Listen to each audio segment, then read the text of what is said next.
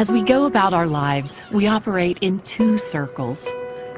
The first is our circle of concern. These are things that we care about, or may even affect us, but over which we have little or no control. The second is our circle of influence. These are things which we can control or influence. When people are reactive, they focus on the outer circle. They spend time and energy on things that they really can do nothing about. As a result, their circle of influence shrinks. When people are proactive, they focus on their inner circle of influence, where their efforts will make a positive difference in relationships and results. As a result, their circle of influence grows. Listen as Stephen shares an experience where one man increased his effectiveness by focusing on his inner circle of influence. This principle worked powerfully for one executive. His boss was creative, talented, capable, and brilliant, and everyone knew it. But he had a very dictatorial style of management. Now, so you take this petition to my office? But with Insight Plus, we plan to add 8 new features. No. Adding, no. Reducing. Take a seat. The net effect was that he alienated almost the entire executive team surrounding him. It's vital that we push a simpler device. But one of the executives was proactive.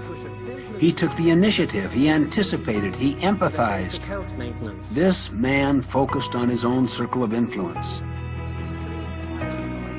He reversed my strategy right in front of my team. He did the same on Claire's meeting last Friday. That's it.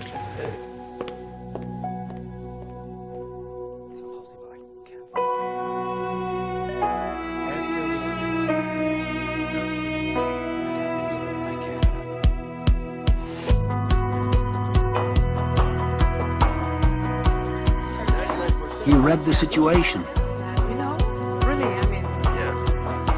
He was not blind to the president's weaknesses. Instead of criticizing them, he would compensate for them. He read with empathy the president's underlying concern. Simplify for success. Where the president was weak in his style, he tried to buffer his own people and make such weaknesses irrelevant. And he'd worked with the president's strengths, his vision, talent, creativity. He anticipated the president's need. Guys, I really need those reports for the meeting at 3 o'clock. So when he presented information, he also gave his analysis and his recommendations based on that analysis. So my idea was...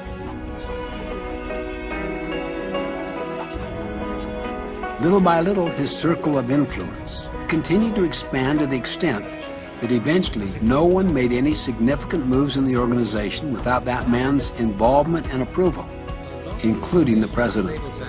Came from your email. The president did not feel threatened because this man's strength complemented his strength and compensated for his weaknesses. So he had the strength of two people, a complementary team. For example, I did discover that, This man's success was not dependent on his circumstances.